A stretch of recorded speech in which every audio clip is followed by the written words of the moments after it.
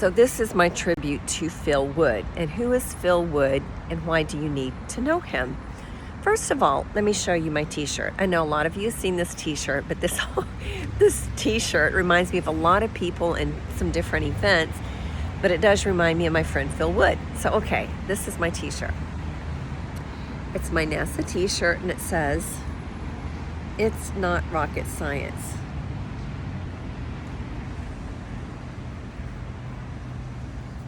It says, "Oh wait, yes it is." Sorry. We're working on a little something. That's what my running program is supposed to do. I think I put on a little something the last few weeks and we're working it off right now. I can kind of tell right here. All right. So let me tell you about my friend Phil Wood.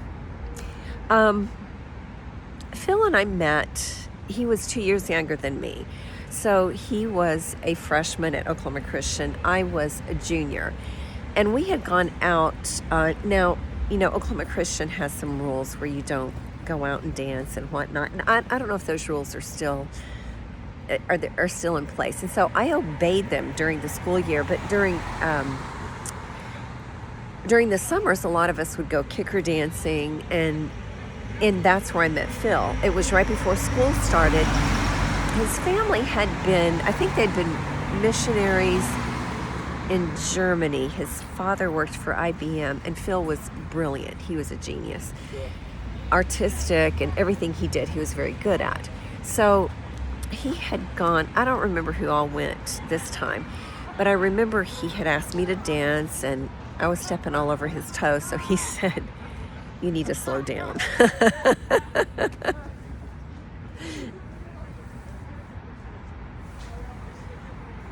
They're having too much fun. I might have to go tell them to keep it down. We're making a video here. Anyway, okay, I love this street. Okay, so Phil, that whole year we hung out and he really encouraged me in my art. Now I had already changed my major to American Studies, and he was starting, I think his studies were in computer science. And we hung out with a lot of people like Tom Burkhardt, Boyd Hale, who are now writers in Hollywood. I'm not sure what they're doing right now. I kind of lost touch with them. But I know that they wrote for Full House and Fuller House. And I think John Candy and see a John Candy movie. A lot of movies with, you know, some of the people that were on Saturday Night Live and SCTV, some of those more spoofy movies. They were very good at that. So anyway, Tom and Boyd, and then there was a whole group of us that kind of hung out, and Susan, and anyway, I could go into a lot of people, but anyway, you know who you are. So Phil and I would, I think we would go to the library, to the carols sometimes and talk. And one of my friends once asked me, "Why did you guys not end up together?" I don't know. I don't know that was in the cards. I think Phil had he had some ideas and some ambitions that I wasn't quite ready for, and I didn't really see us as a couple. I saw us as a very platonic, very good friendship, and but I do know that he recognized something in me, something that was a little bit lost. And he was sort of, you know, he always wanted to nurture that. And I'll give you an example of that. He loved to tell you what your personality was by taking a Rubik's Cube, and he could do anything, any pattern with that Rubik's Cube. And so he would say, "This is your personality." So one time I asked him, what is my personality? Now, my favorite color at the time was red, so I thought it's going to involve the color red. So he did his whole thing, you know, and it came up orange with the black dot. And I thought, "That's the best you can do? What does that mean?" He said, "That's you." I said, "No, it's not." He said, "Yes, it is. I think that was our first little tiff. First and only little tiff that I know of." I said, "No, that's not me." He said, "Yeah, it's you." And I'll explain later how that came back, which is very interesting. He was a a very intuitive person. So, okay. We laughed a whole lot. He made me laugh a whole lot. He would send me these little messages in the mailbox on his memory jogger. It was a notepad shaped in the shape of a shoe, and he'd leave a little note in my box. Anyway, I had a lot of Phil stuff not long ago, and then I'll get to what I did with that as I progress in the story. I didn't realize that I'd saved a lot of memorabilia from over the years, and slowly, as you know, for whatever reason, as I'd move, I would kind of get rid of things. All right, so somehow a lot of Phil's stuff ended up tagging along, apparently to Boston and back. And all right, so his second year, I don't remember his girlfriend's name. He dated a very sweet girl, and we had cut off communication. I don't know why he cut it off. Now, he kind of cut that off, and I don't know. I don't know. You know, maybe it was just he had a lot to do. I also had a lot to do too, and I don't know that I would have really. I think the woman he dated was a little bit different than I was or something. I don't know. I don't really know what the deal was. But I know that he went his way, I went my way. And then my second senior year, and that was his junior year, we became friends again. And we did a whole lot together. Now, I remember he wanted to, I think they had lived in Poughkeepsie, New York. And he talked a whole lot about Poughkeepsie. And so that was a mystery to me. And I think I've driven through Poughkeepsie at least once, and I always think of Phil. Well, anyway, then after college, I went to Abilene Christian, and he met Elaine. They married sometime, I think, in the mid-'80s. And Phil and I think we lost contact somewhere in the late 80s, early 90s. We got in contact again because he and Elaine were looking to hire a nanny. And so he asked my take on how do I find a nanny for my sons? So we had a really good long talk about that, and they eventually hired a nanny. Then he and Elaine sent us all of their Christmas letters, so we got to watch the boys grow up as we got those Christmas letters. Now, when we moved to Texas, by then I noticed in his Christmas letters he would ride a motorcycle. He had a motorcycle, and when we moved to the Woodlands, I remember he said I'd take I think he would go every summer on a bike trip somewhere, and he said, I want to come to the Woodlands and see you and see your family. And it didn't work out. And then we moved to San Antonio, and near the end of San Antonio was when we got in touch again on Facebook, and he had moved to Asia. I didn't know what had happened. Anyway, he and Elaine had broken up, and the next thing I knew, I was getting off Facebook, and in 2014, I went to homecoming at OC.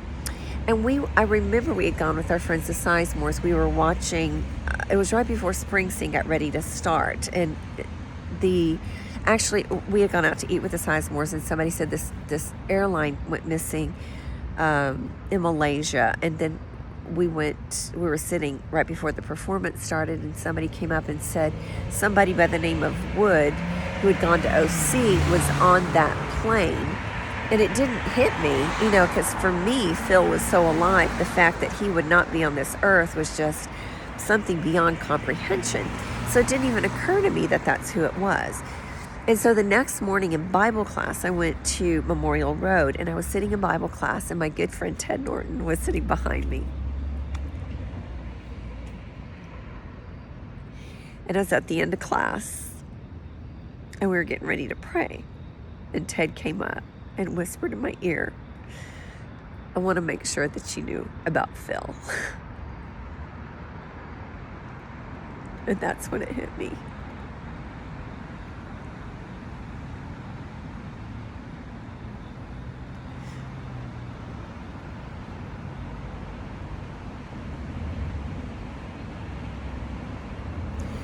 I still believe he's on an island somewhere.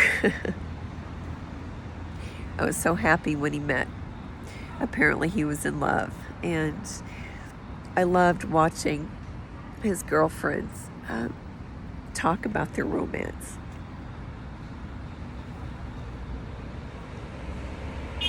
And I'm sorry that they couldn't have lived a long life together. And maybe he's still on that island and he'll come back and get you. Wouldn't that be great? Wouldn't that be awesome? So let me tell you about the orange cube.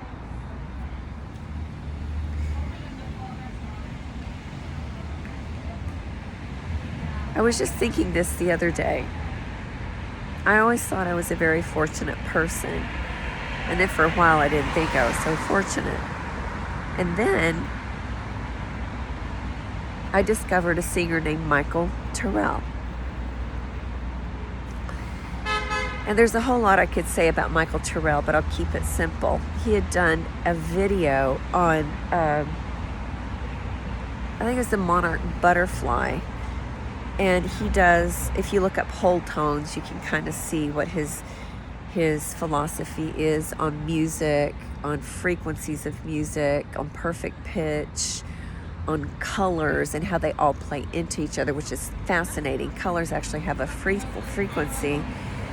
And apparently the orange in the Bengal tiger and in the monarch butterfly are the very same orange. And they have the same sort of frequency. And apparently they repel predators. And I thought, the orange in the Rubik's Cube is very similar. Was Phil telling me